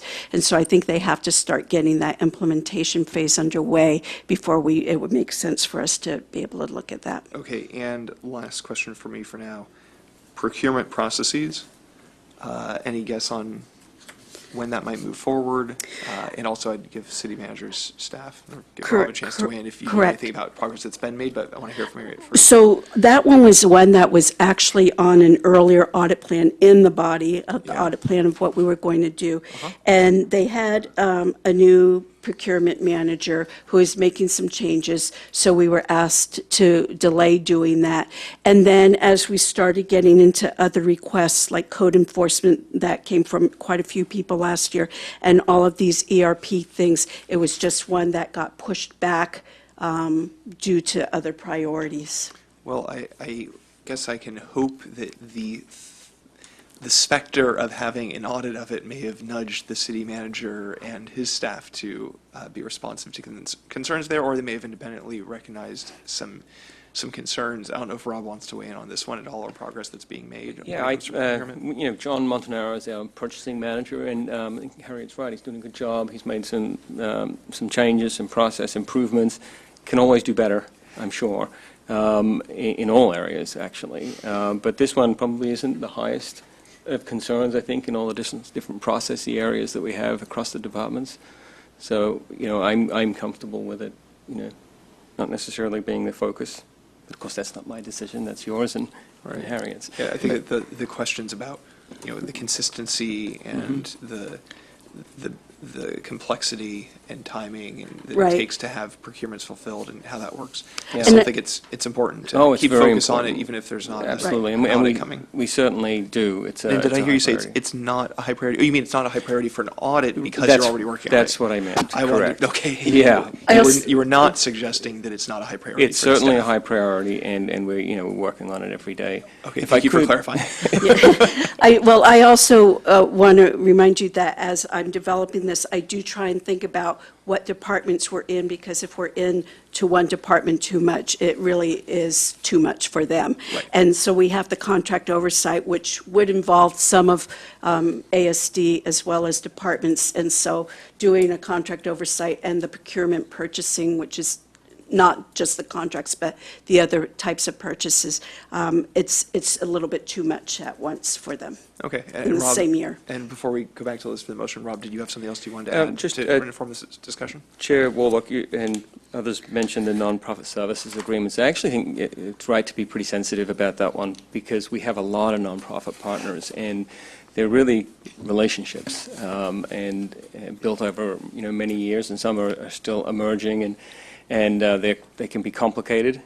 How many do you think there are? Because there are lots. Yeah, if you just think of our HISRAP programs, there's already 15 just there, and then there's, maybe 50 more, I think, if you cross the department. So there's many nonprofits. So I agree that this, as broad as this, I'm not sure, where we go. And audits are anxiety producing, and I think it's one thing if you have an agreement and it says in there, the city may audit, that's one thing, but if it's not in there and we sort of just show up and say, now we're going to, we just want to be really careful about it, and I'm sure that's how Harriet would approach it, but probably need more discussion about what this really means and what are we trying to, Yeah. and what are we targeting, and I think it's targeting a field of services may be a good way to start, whether it's senior services or something. Yeah, and so I guess just a couple questions. One, where did this one come from? And two, is there anything more you can add about where you were thinking about starting, or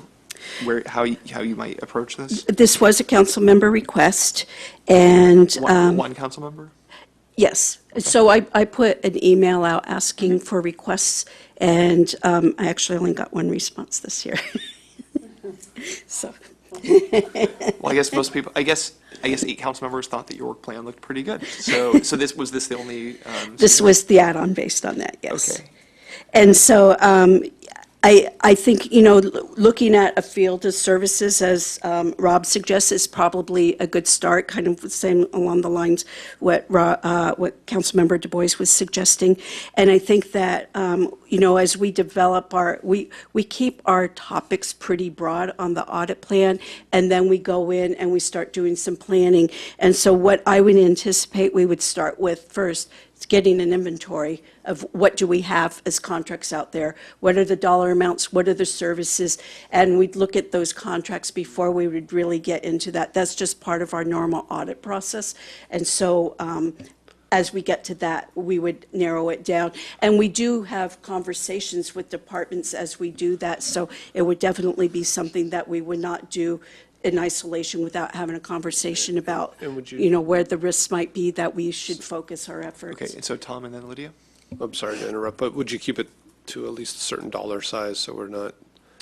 Correct. We'd probably go with the large, I mean, the little ones, it's, you know, you're going to eat up the dollars in our time. And Lydia? yes. Well, I think, Tom and Rob are both right about this. At the same time, I think that, since it's a lot of taxpayer dollars involved in this, that there is some sort of responsibility to ensure that the taxpayers' money is being used correctly and that the services are provided because we're sourcing this out.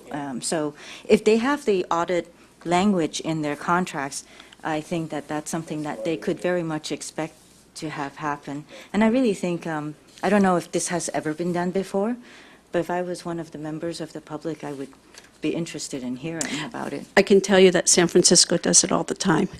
Yeah, And the county does it all the time. yeah. I guess my last thoughts on that one, and then we'll return to Liz for the motion, are that, one, of course, we have the right to do it if there's a provision, but doesn't mean we necessarily have to use that power. And that when we use it, we should do it carefully. And it sounds like the city auditor is focused on trying to look after the big fish, or look at those Right. first. And also, I do think that the things that are internal to us, as far as how do we approach contract writing, to have consistency, to have clarity of expectations, et cetera. Even when it comes to other contracts that the city's a part of, I always think that that's an area where we could continue to improve. And so, whether it's for public works projects or whatever. So Liz, did you want to try your hand at a motion? Yeah, that was some time ago, wasn't it? Yes, I would, thank you. I would recommend the recommendation. So I move the recommendation that we review and recommend to the council approval of the fiscal year proposed audit work plan. And who is the second? I didn't catch. Lydia, second it. Great. Thank you, Liz and Lydia. Liz, would you like to speak to your motion? I think we have covered this quite conclusively. Lydia, any thoughts as seconder? I think it's been covered. Thank you. Very good. I think it's been a good discussion and great work, Harriet. Thank you for bringing this to us, and thank you, everybody, for the good questions. All in favor? Aye. All right, that passes unanimously. Very good. Thank you. So it looks like we're not going to get out of here by 8, but maybe very shortly after. It depends on how long this next one takes. Is this going to take more than 5 minutes? Mostly, but then we've got a quick future agenda meetings and items. So let's go into our last action item of the night, which is staff recommendation that the Policy and Services Committee recommend the City Council accept the status update of the Palo Alto Animal Services audit. So Rob DeGhost, Deputy City Manager. The council did have an extensive update on animal services on August 21st, so I was not planning to go over in detail what's in the response to the audit. As you can see, as you read through this, most of the audit recommendations have been completed. That doesn't mean we don't still have a long way to go to get pets in need in place and on the path to building a new shelter, but I think we're in pretty good shape. I feel cautiously confident that this is going to work. We're in the phase now of doing this capital campaign feasibility study, and that's an important few months now that we can get a sense of what the residents are likely to support, and not just our residents, but Los Altos Hills and Los Altos in building a new shelter, and we'll be back to council December, January with the results of that study, and also an operating agreement with Pets in Need to start in the spring of 2018. So it's been a long journey since the audit was done. Audit's been great because we've gone back to it many times to refer to the data and so on as we think about how best to move forward. But let me just stop there and I'll answer any questions you have. And Harriet, did you have anything else as an introduction? No, Comments, as I motions? mentioned earlier when I was discussing the audit plan, we do review the response before it goes to the council, and we have agreed with all of them that they are completed, and we will be closing this out. Okay, very good. Questions, comments, or motions from council members?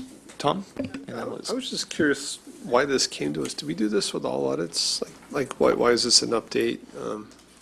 I was just curious why Yes. this was on the agenda. Yes, so every audit, 6 months after the council accepts the audit, the department is scheduled to come back with an update. And so this is actually the second update for animal services. So every 6 months after that first update, until all of the recommendations have been implemented, the departments come back. We don't see this for a lot of the old audits, and we get the quarterly update of what's open and Well, closed. you will get these so there's several more of these scheduled over the next couple of months, and you'll see that as you go through the upcoming schedule.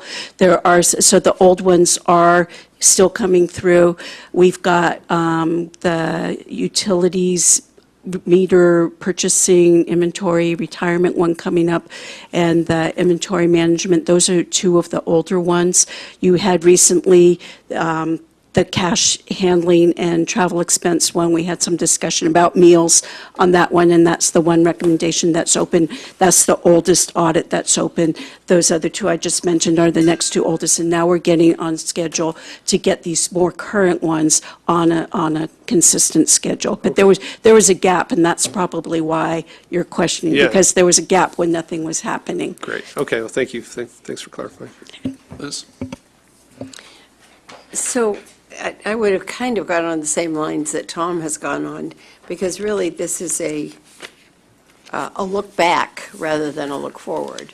But I guess what it did do for me is it tells me what we have gone through to get where we are now. Correct. And at the end of it, I would just echo what Rob just said. We've got a long way to go on this. You know, my recollection with Pets in Need was that our current facility was not acceptable? Yeah. The audit So- concluded that, too. I hesitated to use as strong a word as that, but that really does put us in a tough position. So a capital campaign is going to be a difficult campaign. All right, any motions? I would Lydia? move the staff recommendation when anyone's ready. Sounds like Go you ahead just and did. move it, and then I'll second it. I think we just heard a motion and a second.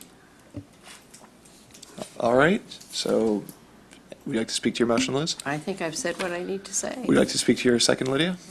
Okay, any other discussion? Seeing none, all in favor? Aye.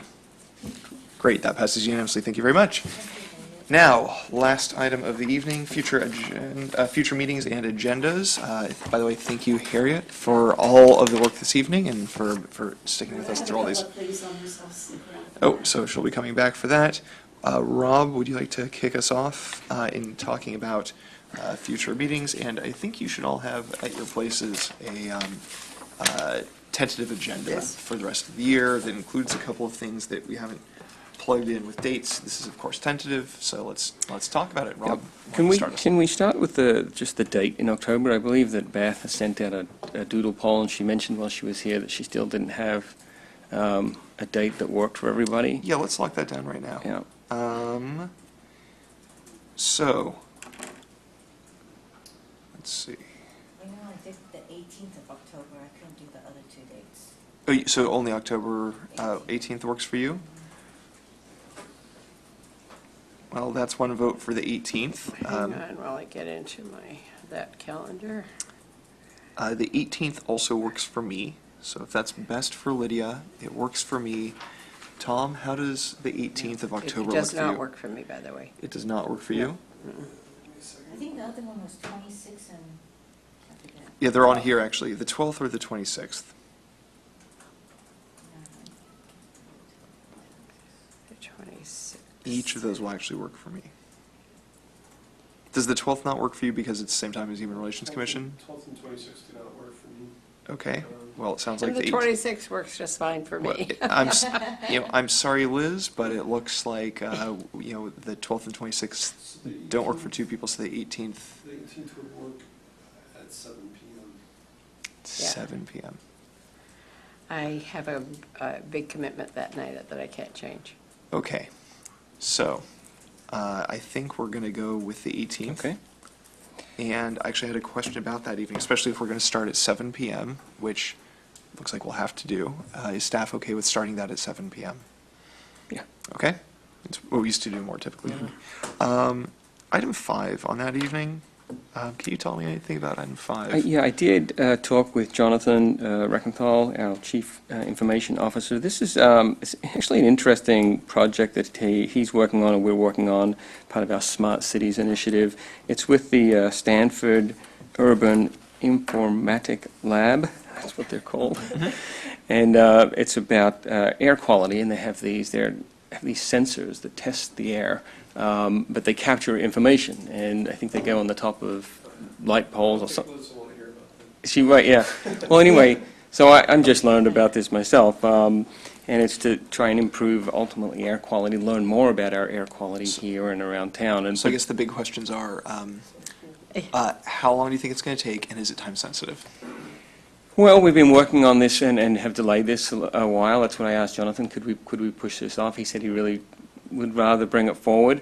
The bigger question I had was, is it enough of a policy issue that you need to look at it? I think Jim thought that because we're capturing data, it's not camera data or images, but it is capturing particles in the air and that type of thing, that we should just, at a sensitivity, run it by policy and services in the council.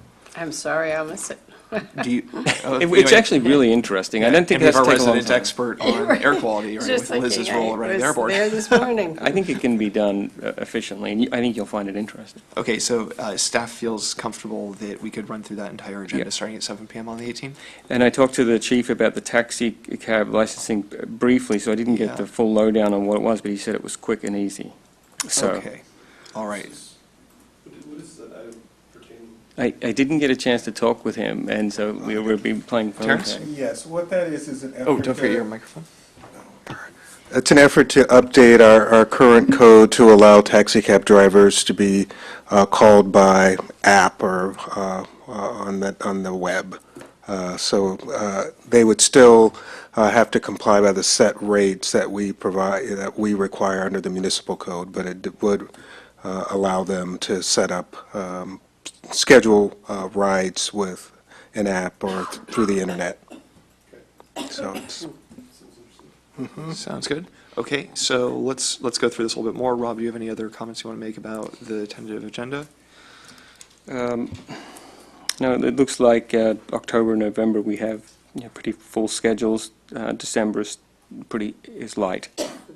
And so I think some of those items that are at the bottom, we could probably squeeze in December, Right. hopefully, right? I did have a question, I think it was for Tom, about the Magical Bridge update. I think it was you that requested an update. Yeah, I think, again, the organization is growing quite a bit, and they started here. I really thought it'd be great to have them come and present to us and just give us an update on the organization and if they have any kind of needs within Palo Alto, if they're looking for a second location. I mean, I'd really be interested, and I think it would be good for council to get an update.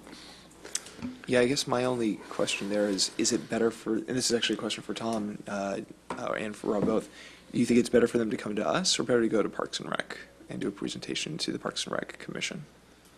I'm open to either, right? It's just a question of where it's the best use of time. Yeah, I guess either place would be fine.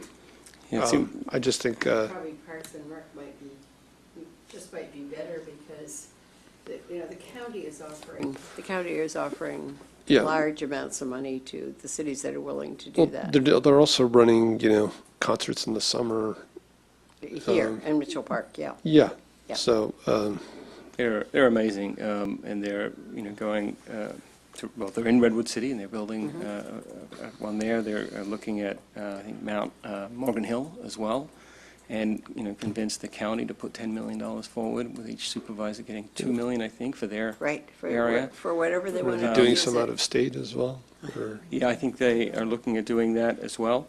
And so what they hoped to do when they built the playground here was start a larger conversation, and they've really done it. So they're quite remarkable. I'm happy to invite them. Yeah, it just seemed larger than Parks and Rec potentially. Seems like more of an organization that, I don't know, again, if I'm the only one interested, it seemed like, again, I think we've been asking for it all year, and we've had some light agendas, so if it fits in, I think it would be interesting, but I would say if we had a very light agenda, add it. Otherwise, I think it's fascinating, but I've followed it pretty closely, and you probably have too. And so they're currently a business, so that's pretty successful. It is. I think having them go to the Parks and Rec Commission and do an update would be terrific. And we'll get a report from that, and we can share that if there's an interest in having them come here as well for some reason. It'd be nice if there was a policy connection of discussion, I think, if they came here, but. Yeah, that's kind of my concern is that I'm very interested as well, and I would love to have the update. I just want to be sensitive that we use our time and staff time for these meetings for things that we have to get done and getting our work done. So I guess what I would suggest is that one, I don't know if staff can touch base with them and see if a presentation to Parks and Rec might be appropriate. Mm-hmm. And, if there also seems to be a policy question that, based on their activities, that, that they do want to bring, or that staff thinks ought to come to Policy and Services, let us know, and we can do that either in the December meeting or at the very start of next year. Again, I'm very interested. I just want to make sure we don't push something more important for that. Okay. so should we also add the discussion we had tonight about, Yes. Yes. Term limits. It was more than So just term limits, though. It was- I think we would want to agendize that to be a slightly broader discussion about board and recommendation appointments, specifically term limits. And- before. Attendance policy. Right. And the other topic was looking running for into council and boards at the same time. people that were running for council election and Right. their ability to also throw in their hat for a boarding commission. Right, so specifically, somebody who has pulled papers to run for council, can they also apply for a board and commission during that period? And/or if somebody is currently an applicant for a board or commission, if they pull papers to run for city council, does that mean they have to withdraw their application? And just a discussion would, and that would probably require some input from the city attorney on whether we can even move forward on those. Or whether they can move forward on a conversation, whether it's worth having. We may be legally precluded. Okay, anything else? Sounds good. If it's all right with everybody, I think we're adjourned. Thank you.